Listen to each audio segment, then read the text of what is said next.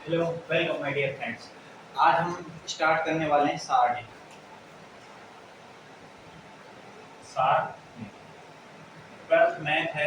12th math. ये कौन सा है? चैप्टर 4। चैप्टर 4 इसका नाम है सारणी। डिटर्मिनेट्स। सारणी डिटर्मिनेट सारणी। ठीक है, सारणी के स्टार्ट करने वाले हैं। तो सारणी में क्या होता है? अभी हमने तीसरा जो चैप्टर पढ़ा था वो था ऑब्व्यू। क्या था? ऑब्व्यू। ऑब्व्यू यानी मैट्रिक्स। उसमें हमने पढ़ा था कि कोई भी m by n कोटि के इस तरीके से m by n कोटि के आयताकार या वर्गाकार व्यू जिसके अंदर हम क्या करें, संख्या को जो है उनको क्या कर सकते हैं, प्रदर्शित कर सकते हैं कि संख्या को क्रम क्रम से या क्रमभिन्न रूप में या कहीं हम सुव्यवस्थित ढंग से क्या कर सकते हैं, रख सकते हैं। यानी कि व्यवस्थित, जैसे कोई बॉक्स है उसमें हमने क्या है, किसी वस्तु को सुव्यवस्थित ढंग से उसमें क्या है जमा दिया, तो वो क्या कहलाता है? ऑब्व्यू। उस तरीके से होता है। लेकिन अब बात करते हैं हम ऑब्व्यू। ऑब्व्यू की कमी क्या थी? ऑब्व्यू की कमी क्या थी? ऑब्व्यू की जो कमी है, कोई सारणी की जरूरत है। तो ऑब्व्यू की कमी क्या थी? तो सबसे बड़ी कमी थी ऑब्व्यू का हम संख्यात्मक मान नहीं निकाल सकते थे। ऑब्व्यू का संख्यात्मक मान नहीं निकाल सकते थे। अब संख्यात्मक मान नहीं निकाल सकते थे तो ऑब्व्यू हमारे कोई काम का था नहीं कि भाई उसको तो हम व्यवस्थित इस तरीके से दर्शा दिया, ठीक है, लेकिन उसका मान भी तो होना चाहिए, कोई वैल्यू भी तो होनी चाहिए, ठीक है। जब ऑब्व्यू का मान नहीं निकाल सकते थे उसके लिए हमें सारणी की जरूरत पड़ी। तो सारणी क्या होता है? सारणी भी इसी तरीके से होता है, m by n कोटि का होता है। अब m by n कोटि का, ठीक है यार, सारणी m by n कोटि का होता है, मान लिया m by n कोटि का होता है। लेकिन m by n कोटि का होता है, क्या है sir? m by n, m बराबर n, यानी कि ये जरूरी है या m is not equal to n चलेगा? ठीक है, तो बेटा इसमें ये जरूरी है क्योंकि ये क्या होता है, एक वर्ग ऑब्व्यू होता है। वर्ग ऑब्व्यू। वर्ग ऑब्व्यू की तरह काम करता है, यानी कि m बराबर n होना चाहिए तो ये वो क्या होगा, सारणी होगा। तो एक aij प्रकार का वर्ग ऑब्व्यू, एक aij का एक n क्रम का ऑब्व्यू, ठीक है, तो उसको हम क्या कहेंगे? ऑब्व्यू जो है, ऑब्व्यू aij इस तरीके का ऑब्व्यू जिसकी कोटि जो है m by n को हम n क्रम बोल देते हैं। चलो n क्रम, n ऑर्डर का मतलब है जैसे 2 है, n बराबर 3 है, इस तरीके से हमें वर्ग ऑब्व्यू पता चल जाए। m by n की जगह जैसे 2 by 2 का, 3 by 3 का, इस तरीके से होता है। उसको n कोटि का हो तो से तो aij को हम क्या कहेंगे? सारणी कहेंगे। यानी कि एक इस तरह का ऑब्व्यू जिसकी कोटि n हो तो उसको हम क्या कहेंगे? इस रूप में लिख दें तो ये क्या हो जाएगा? हमारा सारणी हो जाएगा। अब सारणी को दर्शाते कैसे हैं? ऑब्व्यू को हम जैसे लिख देते हैं a बराबर b बराबर कुछ भी, तो सारणी को जो है वो दर्शाते हैं जैसे ये है aij, तो इसको मैं लिख सकता हूं या तो a इस तरीके से, a बराबर aij, ठीक है, कोई दिक्कत नहीं है। तो इसको सारणी साइन लगाना पड़ेगा, a का सारणी, या इसको हम इस तरीके से दर्शाते हैं, ये देखिए यहाँ पे दर्शाएं, ये क्या है? डेल्टा। डेल्टा के रूप में, यानी कि ये जो लाइन है ये थोड़ी बड़ी इस तरीके से डेल्टा फॉर्म में। इसको हम क्या करते हैं? इस तरीके से लिखते हैं।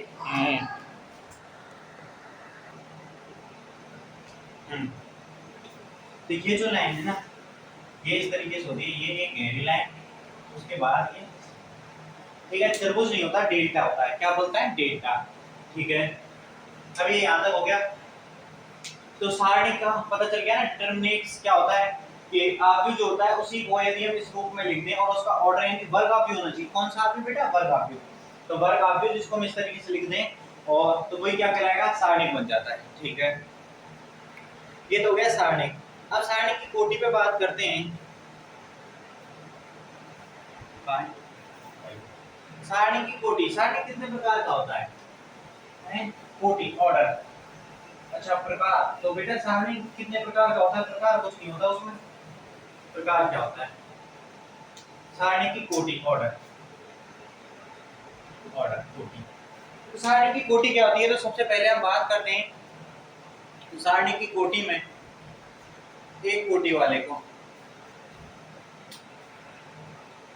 प्रथम कोटि, प्रथम कोटि, ठीक है। प्रथम कोटि के बारे में बात करते हैं तो प्रथम कोटि क्या होती है? एक ऐसा सारणी जिसका ऑर्डर एक हो।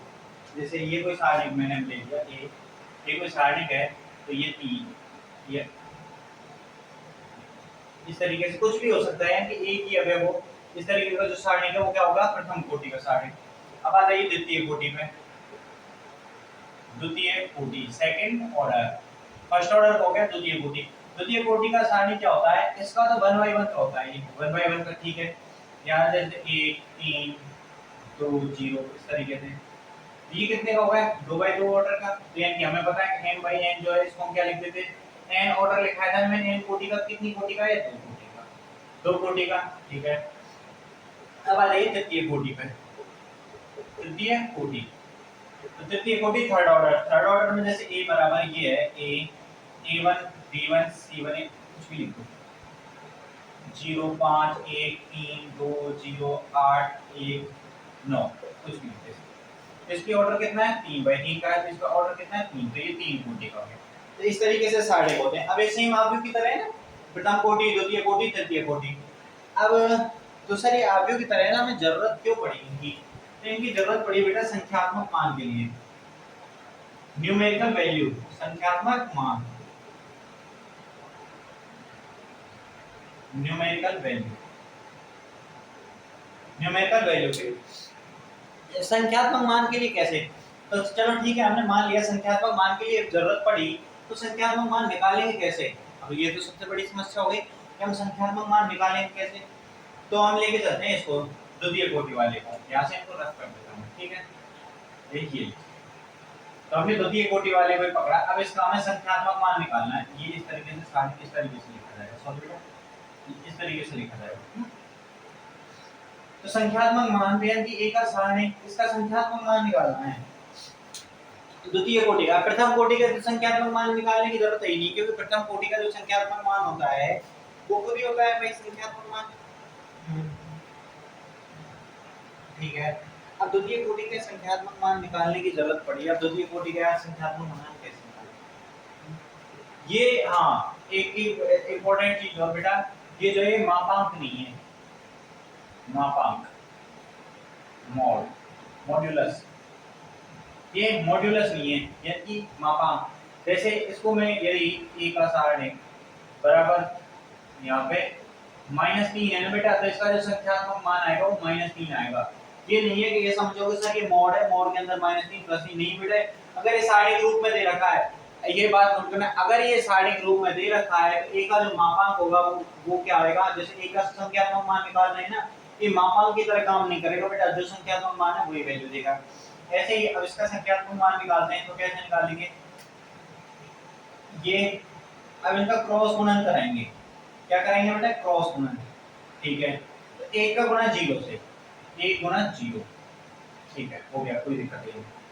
क्रॉस गुणन में पहले वाले का इसी तरह भी 1 गुणा 0, ठीक है। अब ये जो है इसके बाद माइनस टर्म आएगी, कौन सी, माइनस।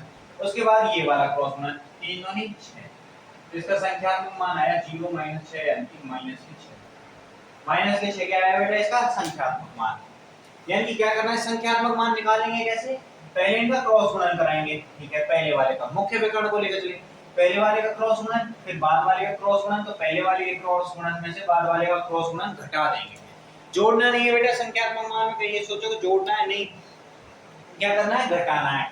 घटाएंगे तो ये मान आ गया। अब आ गया ये, अब चलो ठीक है सर, सेकंड ऑर्डर का तो हमें समझ में आ गया, क्रॉस गुणन किया, निकाल दिया। अब थर्ड ऑर्डर की बात है, इसका मान कैसे निकालेंगे।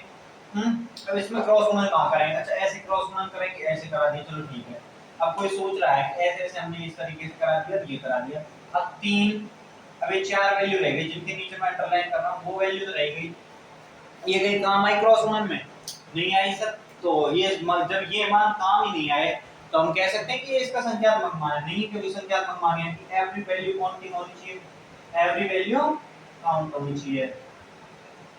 तो क्या करेंगे, इसके लिए सबसे आसान तरीका, इसको देखो, इस तृतीय कोटि वाले में संख्यात्मक मान निकालने के कई तरीके हैं। कितने, तृतीय कोटि के में संख्यात्मक मान निकालने के अपने पास 3 तरीके हैं। तरीके तो 9 भी हैं, 9 है, लेकिन 3 तरीके से ही समझ लीजिए। जैसे ये क्या है, R1 पंक्ति है, ये R2 है और ये R3 है, इनको तो जानते ही हो ना, ये C1, ये C2, ये C3। तो बेटे एक अवयव नहीं पूरा कॉलम है। अगर आपने मैट्रिक्स वाली वीडियो नहीं देखी है तो पहले मैट्रिक्स वाली वीडियो देखिए। मैट्रिक्स में पहली वीडियो है, उसमें मैंने सबको समझा रखा है कि ये कॉलम है, ये कॉलम क्या होता है, पंक्ति क्या होती है, इस तरीके से कोटि क्या होती है। तो आप अगर डायरेक्ट यहाँ पे आ रहे हो तो नहीं आएगा, आप पहले थर्ड जो चैप्टर है उसकी वीडियो देखो, उसके बाद ही यहाँ पे समझ में आएगा। ठीक है, पहले थर्ड चैप्टर को क्लियर करो, तीसरा चैप्टर क्लियर होते, तीसरा चौथा दोनों सेम, कोई दिक्कत ही नहीं है, बिल्कुल इजी, सबसे इजी टॉपिक है ये। प्राइटर तो बढ़िया, उससे भी इजी है।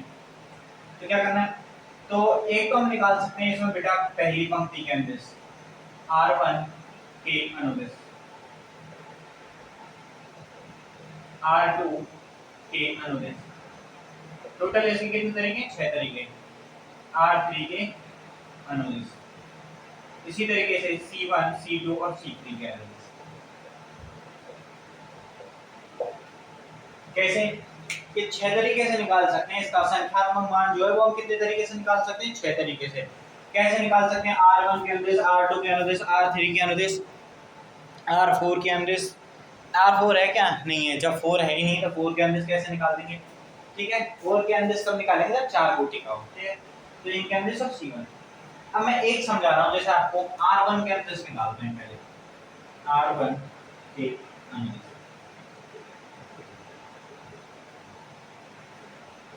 अच्छा, R1 क्या हमने निकाला, T तो जानते ही हो ना, T, इसमें किसी कोई दिक्कत है होगी नहीं, T तो समझ रहे हो, T में दिक्कत है किसी को नहीं। हाँ, भाई T नहीं जानते भाई, 12th में लिखोगे तो T लिखना पड़ेगा सबसे पहले, तो दिक्कत है। हाँ चल ठीक है, T बनाना जानते हो, है इतना ही काफी है। इस चैप्टर में T बनाना जानते हो ना आप, तो ये चैप्टर आपके लिए काफी, कोई दिक्कत नहीं है। क्या करना है, R1 के दूसरी कोटि वाला एक बार और समझ लीजिए, क्या करना है, क्रॉस गुणन कराना है, क्रॉस गुणन करा लिया, ठीक है, तो पहले इस क्रॉस गुणन में से माइनस कर देंगे इसको। ठीक है, और दूसरी बात, ये मापांक नहीं होता है, ये मापांक नहीं होता है, ये मापांक जब मोड लिखा होगा मापांक होगा, लेकिन इस सारणी के लिए मापांक नहीं होता है। अच्छा, इसमें यहाँ पर ये सारणी है ना। अब आ जाए R1 के अनुदिश। अब R1 के अनुदिश हम मान निकालेंगे, तो कैसे निकालेंगे बेटा, T बनाना जानते हो, ठीक है, ये बन गई T, क्या बन गई T, ठीक है, इस तरीके से मैं बना लेता हूं, ये मैंने बना ली मेरी T बन गई, ठीक है, ये बन गई मेरी T, कोई दिक्कत नहीं है। तो हमने R1 के अनुदिश निकालना था, तो पहले ये अवयव T इस तरीके से बन जाएगी, एक तो ये हो गया, इसको यहाँ पे लिखिए 0 5 1 0 5 1 3 2 0 5 की जगह 1 ही रहेगा, हैं 1 0। कैलकुलेशन आसान होगी उसके लिए, इसको और छोड़ दो पहले, ये तो तृतीय कोटि का, ये समझने के लिए। उसके बाद ये क्या है, ये सारणी हो गया 3 कोटि का, कौन सी कोटि का, 3 कोटि का, क्योंकि आसान होगा कैलकुलेशन करने में। तो सबसे पहला है R1 के अनुदिश, R1 के अनुदिश यानी T बनाना आता है, तो R1 में सबसे पहला अवयव है 0, तो 0 लिख दिया, सबसे पहला अवयव 0 है, तो 0 लिख दिया। उसके बाद ये इस तरीके से ये बनाना है, क्या 0 के बाद ये बन गई T हमारी, इस तरीके से T बन गई, यहाँ से इधर इसके खिलाफ कुछ करेंगे, ये बन गई T सेम T। अब जो बचा है वो लिख दो, 2 0 0 0, ये हो गई T, ठीक है। अब ये तो हो गया इसके लिए, T बन गई। अब R2 का दूसरा अवयव जो आता है वो आता है 1, एक के लिए T बनाएंगे, तो ये इस तरीके से हो गई T। तो क्या है, क्या बचा, 3 1 0 0। अब अगला अवयव है 1 के लिए T क्या होगी,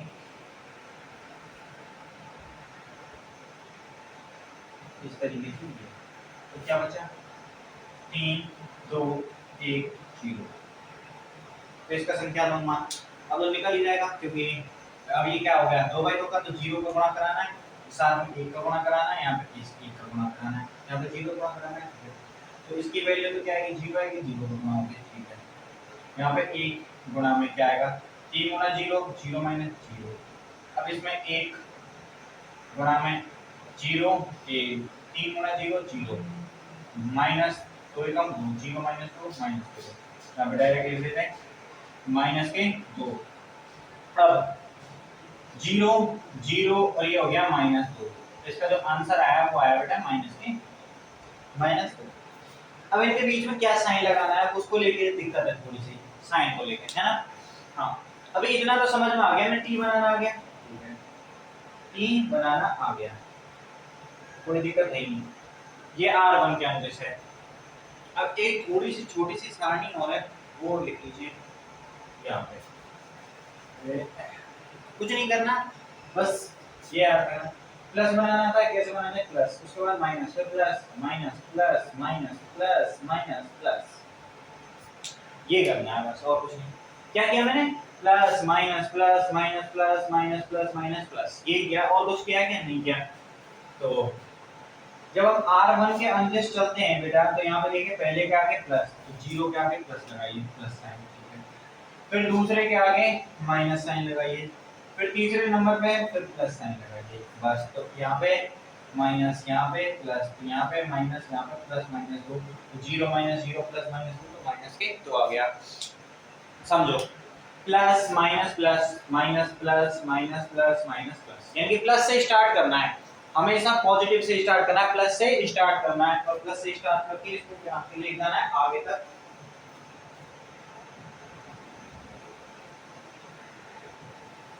लेके जाना है, ठीक है। अब इतना तो समझ में आ ही गया कि प्लस माइनस लेके चलना है, ठीक है।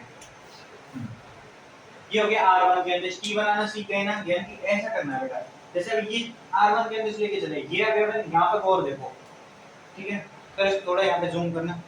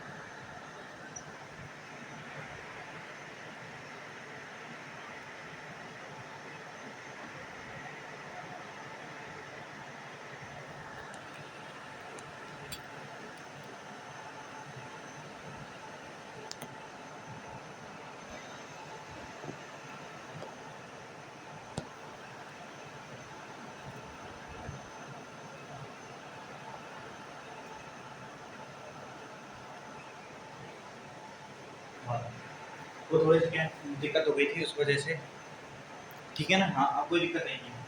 यहाँ पे देखिए इस तरीके से करना है, जैसे 0 को लिया है तो ठीक है, ये बन गए t, ये बच गया। अब अगला पे 1 लेना है, 1 लेने पे s t, इसको इस तरीके से रख लिया, और पहली पंक्ति तो लेनी नहीं, तो क्या बचा 3 1 0 0, देखिए 3 1 0 0, उसके बाद ये तीसरा अगर इस तरीके से, तो बचा क्या 3 2 0 1, 3 2 0, इस तरीके से। अब ठीक है, ये तो हो गया r1 के अंदर। अब r2 r3 इनके अंदर निकालना है। हाँ तो पहली कोटि और दूसरी कोटि तो समझ में आई, तृतीय कोटि चली गई, उसकी संख्यात्मक मान, इसको यहाँ पे लिखिए इस सारणी वाले plus minus plus minus plus minus plus minus, ये 3/3। अच्छा 4/4 के लिए कुछ नहीं है, प्लस से स्टार्ट करना है, बस पहला प्लस पकड़ो, फिर उसके बाद कंटिन्यू चलते रहो। हाँ संख्यात्मक मान में ये हो गया r1 के अंदर। अब r2 के अंदर निकालना है, r2 के अंदर, ठीक है बेटा। क्या करना है, r2 के अनुदिश इन सभी को देखना है, एक बार तो सभी को क्या करना है देखना है, उसके बाद उस वैल्यू को यूज में लेना है जो वैल्यू क्या करे सबसे कम जीरो मान, सबसे कम जीरो हो, सबसे ज्यादा जीरो हो, सॉरी बेटा, सबसे ज्यादा जीरो हो उसको हमें क्या लेना है, काम में लेना है। तो r2 के अनुदिश, अब r2 के अनुदिश है संख्यात्मक मान में, r2 के अनुदिश किस तरीके से चलेंगे दिखाइए बेटा, r2 के अनुदिश करके। ये r2 का मतलब अब ये वाली पंक्ति लेके चलनी है, ये वाली पंक्ति लेके चलनी है, यानी 3 2 0 3 2 0, इनमें से तो कोई सा भी, यानी ये कैसे आएंगे 3 2 0 इस तरीके से, ठीक है। जब मैं 3 को लूंगा तो ये पंक्ति तो ठीक है, ये तो रुक जाएगा, t बनाइए चाहे देखो अब मैंने 3 को लिया, R2 के अंदर से निकाल रहा हूँ, 3 यहाँ पे लिख दिया, गौर से देखना 3 यहाँ पे लिख दिया, ठीक है। अब मुझे बनानी है 3, तो ये इस तरीके से, ठीक है, ये इस तरीके से, तो बचा क्या 1 1 0 0, यहाँ पे लिख दो 1 1 0 0। अब साइन किसका है, माइनस का, तो माइनस साइन इसके आगे, अब साइन प्लस का तो प्लस। अब ये हो गया 2 2 लेना है, ठीक है। तो क्या करना है बेटा, ये तो देखो यहाँ पे इस, ये तो रोकी गई, ठीक है, ये इस तरीके से, ये बन गए, इस तरीके से टी बनाएंगे, ठीक है, बिल्कुल टी की तरह काम करें। तो 0 1 1 0, यानी कि ना तो ये वाले अवयव लेने ना इस वाले, यानी कि जिस पंक्ति को रोकना ये पंक्ति,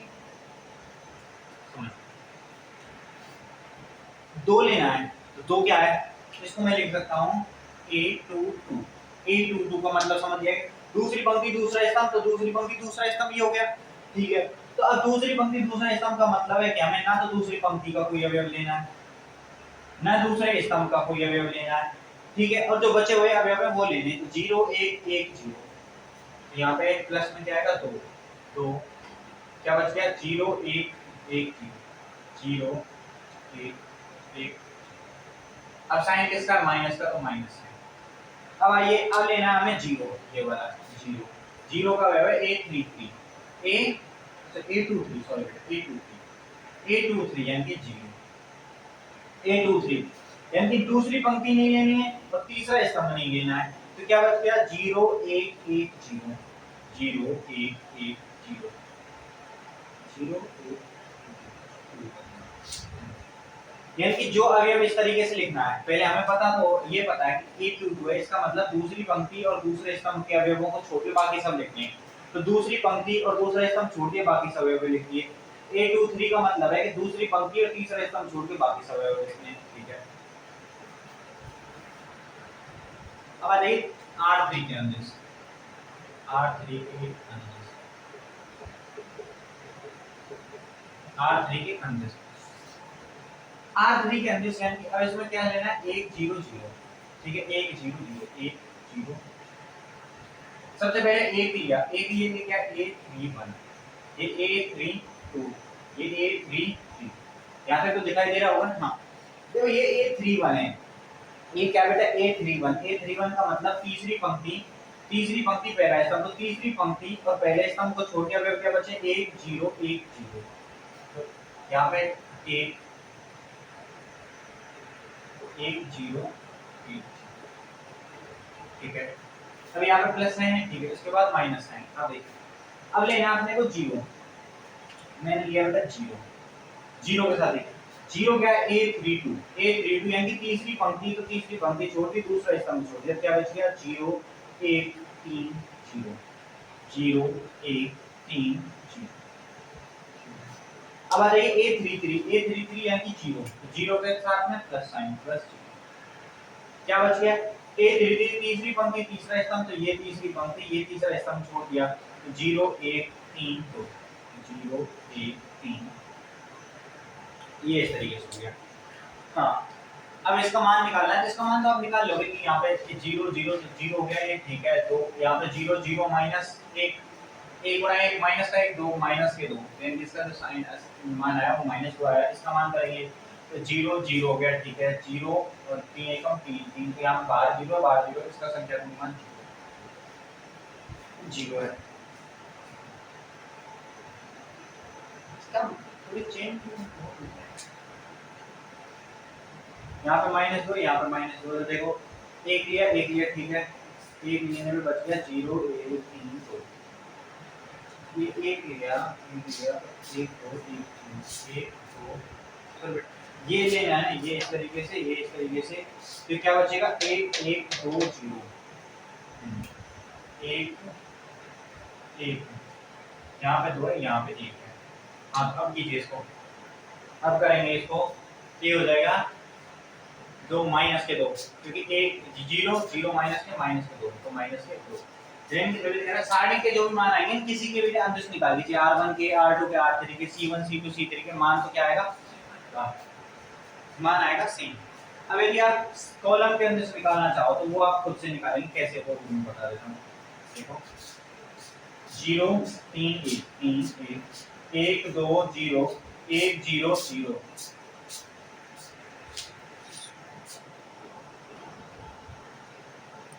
कोई दिक्कत नहीं, वो आज तो कल तो आ गए थे, कोई दिक्कत नहीं। ठीक, हम कॉलम के अंदर से निकालते हैं। C1 के अंदर, C1 के अनुदेश निकाल के बता देता हूँ आपको। C2 और C3 के अनुदेश आप खुद से निकालेंगे। C1 के अनुदेश, अब C1 के अनुदेश निकालने, C1 यानी कि कॉलम 1, कॉलम 1, तो हमें कॉलम 1 का 0 अवयव लेना है। सबसे पहले अवयव लेना है 0, अवयव क्या लेना है 0।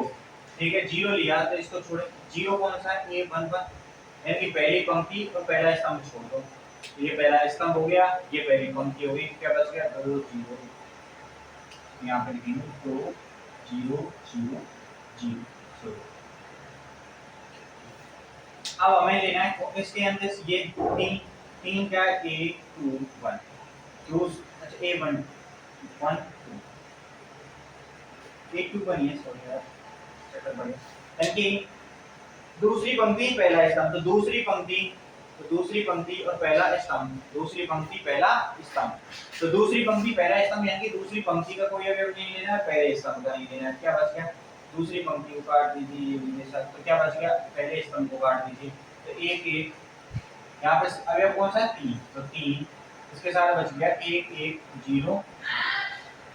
अब हमें लेना है 1 क्या है, A31, तीसरी पंक्ति पहला स्तंभ, तो तीसरी पंक्ति काट दीजिए, पहला स्तंभ काट दीजिए, तो 1 2, या अच्छा 1 के साथ यहाँ पे बच गया बेटा 1 2 1 0। ठीक है, तो ये इसका मान निकल के आया। अब हमें साइन लगाने हैं, तो साइन कैसे आएंगे, तो ये टेबल है बेटा, देखो प्लस माइनस प्लस, तो प्लस माइनस प्लस, ये संख्यात्मक मान निकल के आ जाएगा इसका। यहाँ पे इसको टेबल 0 3 1 1 2 0 और बाकी क्या बच गया 1 0 0। यहाँ से इसको रफ कर देंगे, यहाँ से इसको, इसका संख्यात्मक मान निकल के आएगा 0 क्या है, ठीक है 0 0 के साथ किसी का गुणा किया 0, ठीक है, उसके बाद माइनस के 3 और ये 0 गुणा 0 प्लस 1 और ये हो जाएगा 1 गुणा 0 और माइनस के 2, तो माइनस के 2, तो इसकी वैल्यू जो है 3 गुणा 0 प्लस माइनस 2, तो माइनस के 2 माइनस के, तो इसकी जो वैल्यू है वो भी माइनस तो आएगी। यानी किसी के भी अनुदिश आप निकाल लीजिए, सारणी का जो संख्यात्मक मान आएगा वो क्या आएगा, संख्यात्मक मान आएगा वो क्या आएगा बेटा, बराबर आएगा किसी की भी अनुदिश निकाल लीजिए आप, R1 R2 R3 C1 C2 C3। ठीक है, अब हाँ हम बात कर रहे थे यहाँ पे, तो ये हो गए सारणी के इस तरीके से छोटी छोटी वैल्यू, मान निकालना किस तरीके से मान निकालते हैं ये सारी बातें। अब 3/3 का आएगा तो अपने कोई दिक्कत ही नहीं है, क्योंकि ये वाली एक तो ये वाली सीक्वेंस याद रखनी है, ठीक है, और कॉलम के अंदर से निकालनी है तो कॉलम वाली और उसके अंदर से निकालिए तो, और यहाँ से आपको पता ही चल गया कौन सा, जैसे यदि ये ले लें A11 है कि ये वाले देख लीजिए अवयव कौन सा है, A11 है इनके पहले वर्ग के पहले स्तंभ छोड़ना है, जो अवयव है उसको तो पहले जैसे 0 लिया तो 0 लिख दिया, उसके बाद 0 लिख दिया, उसके बाद जो भी है वो छोड़ देना है कि हमें क्या, पहली पंक्ति पहला स्तंभ छोड़ देना, पहली पंक्ति छोड़ दी, पहला स्तंभ छोड़ दिया, 2 0 0 0 तो 2 0 0 ये रहेगा। बस बिल्कुल आसान है, कुछ है नहीं है, ये लेना है तो A12 है, यानी हमें पता होना चाहिए जॉन अवयव ले रहे हैं, जैसे A32 लिया, A32 यानी तीसरी पंक्ति और दूसरा स्तंभ छोड़ना है, तीसरी पंक्ति दूसरा स्तंभ छोड़ना है, बाकी सब लिखने हैं। जैसे ये है 32 ये हो गया, तो तीसरी पंक्ति छोड़ दीजिए, दूसरा स्तंभ छोड़ दीजिए, 0 3 1 0 ये आएगा। हाँ देखिए ये वाला तीसरी पंक्ति दूसरा स्तंभ देख लीजिए, तीसरी पंक्ति दूसरा स्तंभ, तो तीसरी पंक्ति छोड़ दी, दूसरा स्तंभ छोड़ दिया, 0 3 1 0 0 3 1 0। तो यही है बेटा, यहाँ पे जो वैल्यूज हैं न्यूमेरिकल वैल्यू जो है वो न्यूमेरिकल वैल्यू निकालना सीखे, संख्यात्मक मान। अब एक चीज और है इसमें, वो है इसका हमें समान, दो सारणिक समान होंगे, कब होंगे, यदि दो आव्यूह समान होते थे बेटा, दो आव्यूह समान होते थे तो उनके लिए समान होने के लिए क्या जरूरत थी, उनके संगत अवयव समान, क्या हो, संगत अवयव समान। लेकिन दो सारणिक जो मैं बात कर रहा हूँ उसको आप नोट डाउन करते चलिए साथ साथ, आव्यूह को समान होने के लिए क्या जरूरत पड़ती थी, यदि दो आव्यूह कब समान होंगे, दो आव्यूह समान होंगे यदि उनके संगत अवयव बराबर हो, दो आव्यूह समान होंगे यदि उनके संगत अवयव बराबर हो। लेकिन दो सारणिक समान होंगे, दो सारणिक ये a और ये बराबर होगा b के, कब? जब इनके संख्यात्मक मान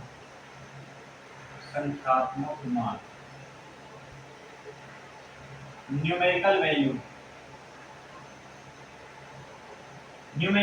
क्या हो? समान हो।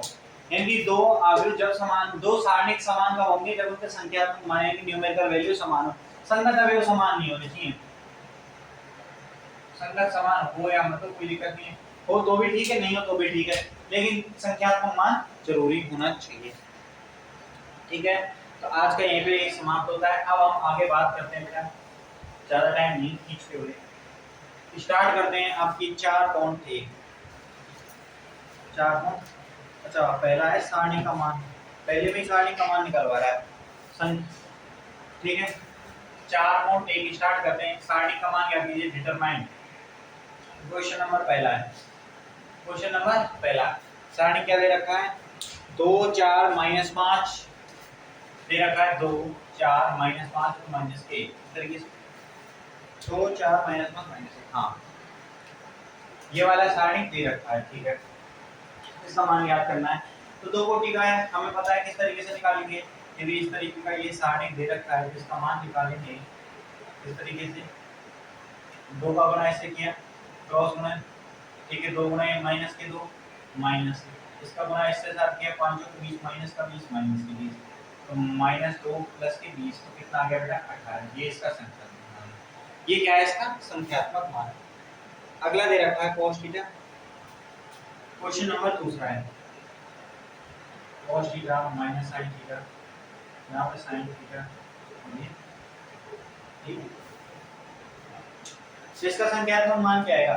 संख्यात्मक मान क्या करेंगे? ये माइनस है, दोनों का क्रॉस गुणा, cos गुणा cos, cos square theta, cos square theta minus, तो यहाँ पे sin गुणा sin, sin स्क्वायर थीटा, लेकिन माइनस का तो माइनस sin स्क्वायर थीटा, और cos square theta plus sin square theta, इसकी वैल्यू होगी बेटा 1। cos square theta plus sin square theta value 1। ठीक है, दूसरे में एक और दे रखा है x square minus x plus 1। ये तो दूसरे का पहला पार्ट है। दूसरे का दूसरा पार्ट क्या है? x square minus x plus 1, x square minus x plus 1, यहाँ पे x माइनस 1, x प्लस 1, और ये भी x प्लस 1। ये दे रखा है अपने को। इस सारणी का मान निकालना है, तो इस सारणी का मान कैसे निकालेंगे? वही क्रॉस गुणन। ठीक है, इन दोनों का क्रॉस गुणन करेंगे तो ये आएगा बेटा x plus 1, x square minus x plus 1, ये तो हो गया, माइनस इन दोनों का क्रॉस गुणन x माइनस 1 x प्लस 1, ये हो गया। कोई दिक्कत नहीं। अब x प्लस 1 दोनों में है तो x प्लस 1 में कॉमन ले लेता हूँ यहाँ से, तो x प्लस 1 कॉमन ले लिया, दो बार गुणन नहीं करना, यहाँ पे हो गया x square minus x plus 1, यहाँ पे करेंगे ये minus x minus minus plus, इस तरीके से ये सेम हो गया। यहाँ पे माइनस x से 1 प्लस का है। ठीक है, चलो ये हो गया x square minus 4x plus 1 plus 2, और ये x प्लस 1, इनका क्या करेंगे? गुणा। छोटा ब्रैकेट है ना, ऐसा ब्रैकेट है, कोई आगे नहीं है, ब्रैकेट है। ठीक है, x square minus 2x plus, तो इसका गुणा इसके साथ कराइए, तो जो वैल्यू आएगी वही क्या होगा? इस समीकरण का आंसर होगा, वही क्या होगा? इसका हल। अब अगला a बराबर दे रखा है, अच्छा तो x का x प्लस 1 का इसके साथ गुणा कराइए, जो वैल्यू आएगी वही क्या होगी? हमारा आंसर। ये छोटे छोटे गुणा भी मैं नहीं कर रहा हूँ बेटा, ये आपको तरीका बताने हैं, आपको खुद से करना है। ठीक है, अगला है a बराबर 1 2 4, a बराबर 1 2 4 2, ये क्वेश्चन नंबर तीसरा है। क्वेश्चन नंबर तीसरा है 1 2 4 2, इसमें क्या कह रहा है? 2a बराबर, ये कह रहा है कि 2a बराबर 4a, 2a बराबर 4a, इस तरीके से 2a इज इक्वल टू 4, यानी कि सारणी क्रम में 2, अब ये जो है इसमें मैं 2 का गुणा करा दूं, ये इस तरीके से 2 का गुणा कराऊंगा तो ये क्या हो जाएगा? 2a, और 2a किस तरीके से होगा? 2 4 दूनी 8, 2 गुणा 2 4, और 2 का गुणा 2 से कराएंगे 4, ये हो गया 2a। अब 4a a के सारणी का संख्यात्मक मान क्या होगा? संख्यात्मक मान निकालना है सबसे पहले 4a का।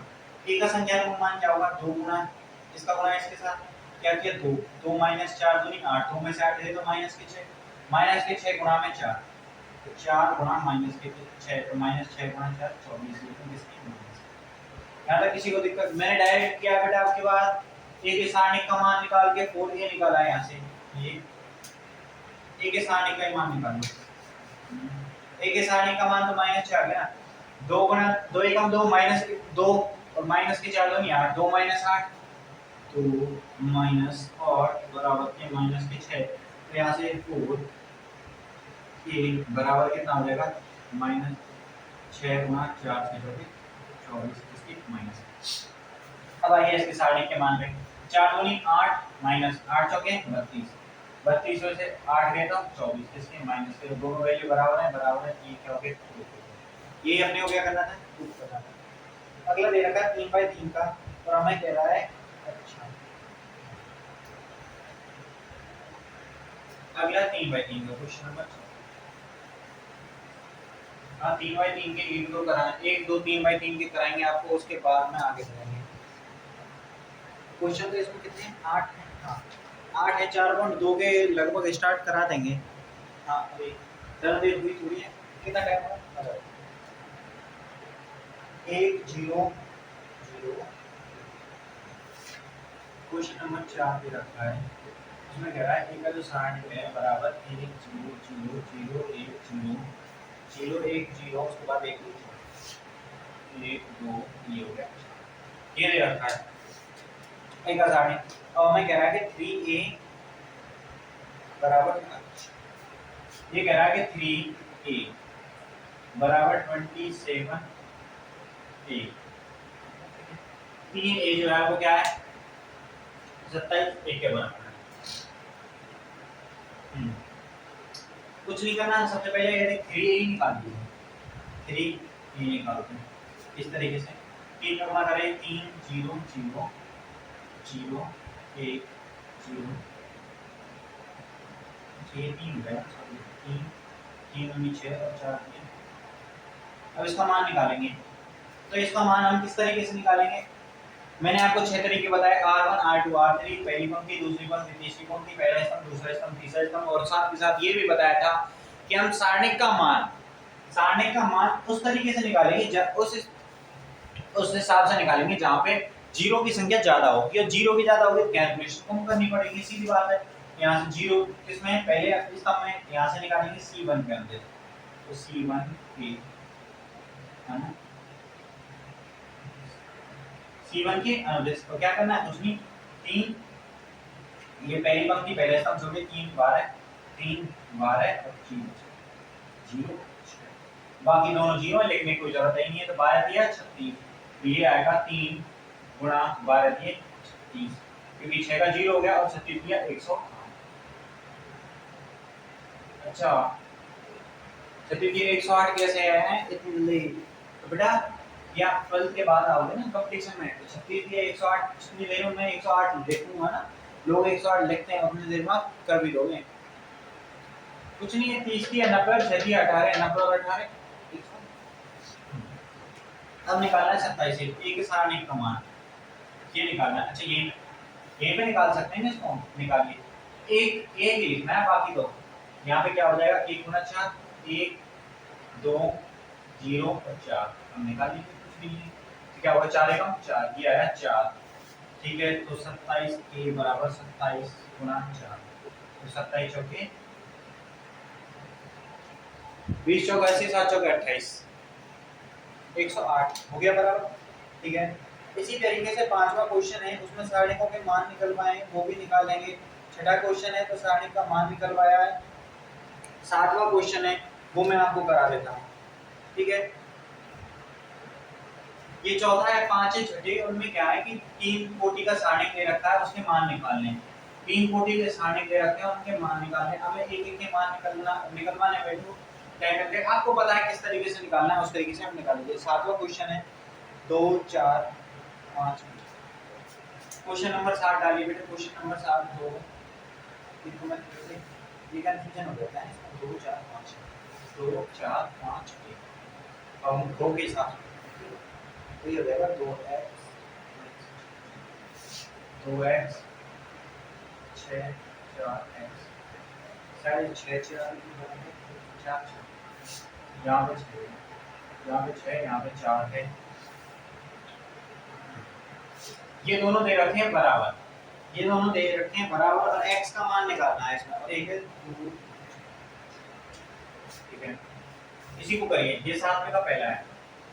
अब हमें कह रहा है कि ये बराबर है तो हमें x का मान ज्ञात कीजिए। अब बहुत से चपड़ तो क्या करेंगे 2x बराबर 2 यानी x बराबर 1 आ गया। सर जी यहाँ पे भी x बराबर ठीक है तो हमने कह दिया x बराबर है क्योंकि हम आव्यूह में पढ़ के आए थे इसको इस तरीके से कर सकते हैं, लेकिन ये तरीका गलत है। कोई यहाँ पे है कोइंसिडेंटली यहाँ पे x बराबर 1 आ गया और 2x बराबर 2 आ गया। देखिए ऐसा होता नहीं है। क्या करेंगे, सबसे पहले इसका मान निकालेंगे तो 2 गुणा 2 2 4 5 चौके 20 तो -3 बराबर होगा 2 गुणा x तो 2x स्क्वायर माइनस 6 चौके 24 के यहाँ पे माइनस हटा दे बराबर 2x स्क्वायर माइनस के 24। तो इसको इधर भेजेंगे तो 2x स्क्वायर बराबर 6 x स्क्वायर बराबर 3 बराबर है 6 चौके 24 4 10 5 चौके 20 तो x स्क्वायर बराबर तो x स्क्वायर बराबर आ गया 3 पूरी जहाँ से x बराबर क्या आ जाएगा प्लस माइनस अंडर रूट ये x की वैल्यू आ गई। ये हमारे पास क्या आ गई x की वैल्यू। अब ये तो हो गया पहला पार्ट। ठीक है, इसी का दूसरा पार्ट है वो भी इसमें लिख लीजिए 2 3 4 5 2 3 4 2 3 4 5 है x 3 5 x 2x 3। अब इसमें x का मान निकालना है, किस तरीके से करेंगे, कुछ नहीं है, इनका क्या कराना है, क्रॉस गुणन कराना है। 5 दूनी 10 माइनस 4 दिए बराबर 5x और ये हो जाएगा माइनस 6 यहाँ से -2 बराबर -x तो x बराबर ये क्या आ गया आंसर आ गया। इस तरीके से x का मान निकालने हैं। 8वां क्वेश्चन है बेटा, उसमें भी इसी तरीके से दे रखा है कि x का मान निकालना है। ठीक है, दो वाला ये, उसमें भी x का मान निकालना है। इसी के साथ आपकी 4 पॉइंट एक खत्म होती है। क्वेश्चन नंबर 8 जो है, क्वेश्चन नंबर 8 वो भी सेम इसी तरीके से है। ठीक है, इसी तरीके से उसमें भी x का मान निकालना है। 2/2 की दे रखे हैं, ज्यादा नहीं है, 2/2। तो अब हम सारणिक जो है इसमें अगला टॉपिक पढ़ेंगे कैलकुलेटिव टॉपिक, जिसको हम कहेंगे बेटा क्या है, क्षेत्रफल। 4 पॉइंट एक खत्म हो गए। हाँ, 4 पॉइंट एक खत्म हो गए। तीसरी जो है ना, हाँ ये तीसरी वीडियो आपकी 3 भी खत्म हो चुके। 2 वीडियो में तो 3 है और 2 3 4 बनेंगी इसकी, तो 4 वीडियो में सारे खत्म। अब देखिए अगला है त्रिभुज का क्षेत्रफल। त्रिभुज का area of A triangle, area of ए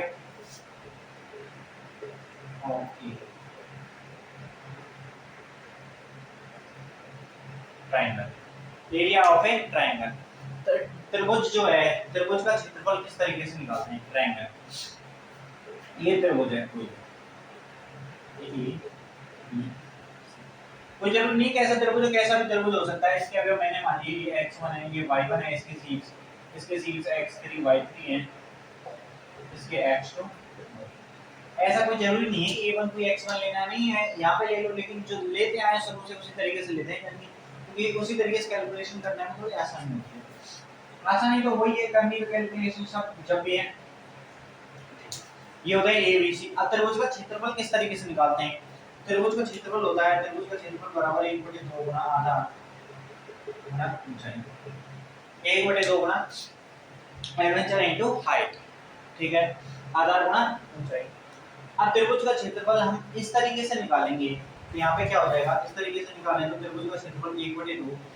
यहाँ पे अगर किसी त्रिभुज के शीर्ष दे रखे हों, त्रिभुज के क्या दे रखे हों बेटा, मैं जो बोल रहा हूँ वो लिख नहीं सकता क्योंकि ज्यादा थ्योरी हो जाएगी, लिखना आपको खुद का है, खुद को है। अगर त्रिभुज के शीर्ष दे रखे हों त्रिभुज के शीर्ष दे रखे हो उस कंडीशन में त्रिभुज का क्षेत्रफल होगा, यदि x1 के अंदर से निकालना हो तो x1 और यहाँ पे हो जाएगा y2 minus y3, y2 minus y2 minus y3, y2 minus y3।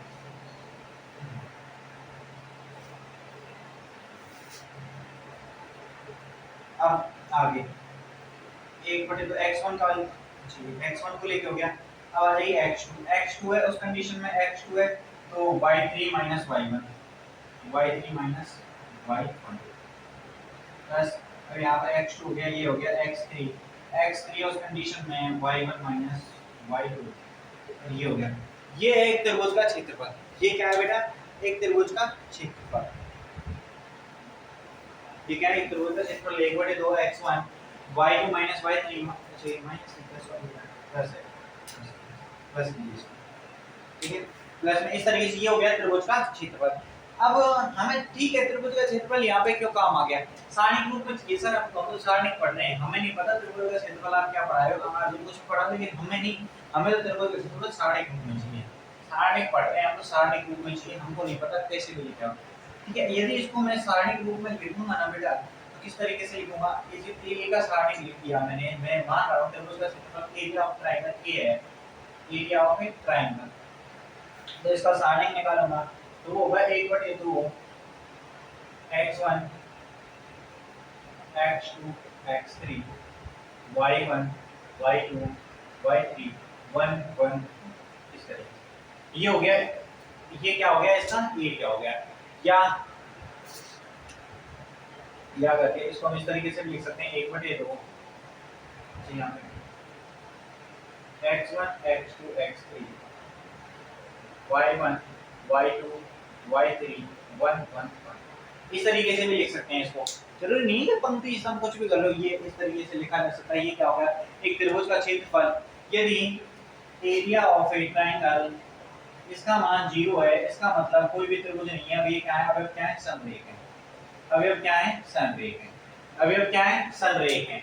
समरेख है और एक ही रेखा से, यानी एक रेखा से गुजरने वाले, रेखा से गुजरने वाले, रेखा से गुजरने वाले त्रिभुज जो है उसका क्षेत्रफल निकालें। ये तो सॉरी बेटा, रेखा से गुजरने वाले त्रिभुज नहीं बनेगा। ये कह रहा है कि दो बिंदुओं से जाने वाली रेखा का समीकरण, दो बिंदुओं से जाने वाली रेखा का समीकरण यदि सारणिक रूप में निकालें तो वो आएगा बेटा x y x1 y1 x2 y2 1 1 इस तरीके से। ये क्या आएगा? दो बिंदुओं से जाने वाली रेखा का समीकरण ये हो गया। और ये क्या है? हाँ, किसी त्रिभुज का क्षेत्रफल, एरिया ऑफ ए ट्रायंगल, त्रिभुज का क्षेत्रफल इस तरीके से। अब ये यहाँ पे जो भी चीज है ये सारी चीजें नोट कीजिए, यही चीजें हमको क्या काम आने वाली है? 4.2 में यही चीजें सारी काम आने वाली। तो त्रिभुज का क्षेत्रफल पढ़ा है, त्रिभुज का क्षेत्रफल निकाल लिया हमने, दो बिंदुओं से जाने वाली रेखा का समीकरण निकाल दिया। किस तरीके से दो बिंदुओं से जाने वाली रेखा का समीकरण निकाल दिया, ये तो ना दो बिंदुओं से गुजरने वाली रेखा का समीकरण, त्रिभुज का क्षेत्रफल ये है। अब आ गया त्रिभुज का क्षेत्रफल, आ गया हमारे पास ये सब चीजें। अब 4.2 स्टार्ट करने वाले हैं। क्या होता है? 4.2 में हम त्रिभुज का क्षेत्रफल निकालेंगे। आपको जैसा कि बताया गया था 4.2 में हम क्या निकालेंगे? त्रिभुज का क्षेत्रफल।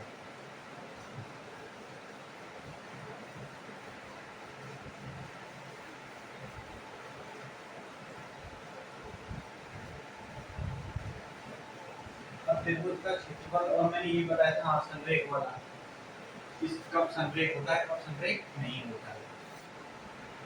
तो आइए तो एग्जांपल आप खुद से कर लेना, एग्जांपल तो वहाँ पे करेंगे। एक 6040। क्वेश्चन नंबर 1 है उसका पहला पार्ट 4.2 है। 4.2 के क्वेश्चन नंबर पहले का पहला है, निम्न त्रिभुजों के क्षेत्रफल ज्ञात करो जिनके शीर्ष दिए गए हैं। निम्न त्रिभुजों के क्षेत्रफल ज्ञात करो जिनके शीर्ष दिए हुए हैं। हमसे क्या कह रहा है, हमें क्या याद करना है, इनका area of, find out the area of triangle. ठीक है, तो ये हमें वैल्यूज दे रखी हैं, तो क्या करेंगे, हम जानते हैं कि त्रिभुज का क्षेत्रफल निकालते हैं तो इस तरीके से लिखो, त्रिभुज का क्षेत्रफल जो आएगा वो कैसा आएगा, सारणी रूप में x1 y1 x2 y2 x3 y3 1 1 0 0, और बाहर 1/2 और इस तरीके से ये क्या हो गया, त्रिभुज का क्षेत्रफल। अब इसका संख्यात्मक मान निकालेंगे। अच्छा यहीं पे निकाल देता हूं, उस साइड दूसरा पार्ट हो जाएगा। किस तरीके से निकालेंगे, तो 1/2, ठीक है। अब हम क्या करते हैं, C2 के अनुदेश निकाल लेते हैं, तो यहाँ पे प्लस माइनस, सबसे पहले 1/2, उसके बाद माइनस साइन आएगा, बाद माइनस साइन, ठीक है।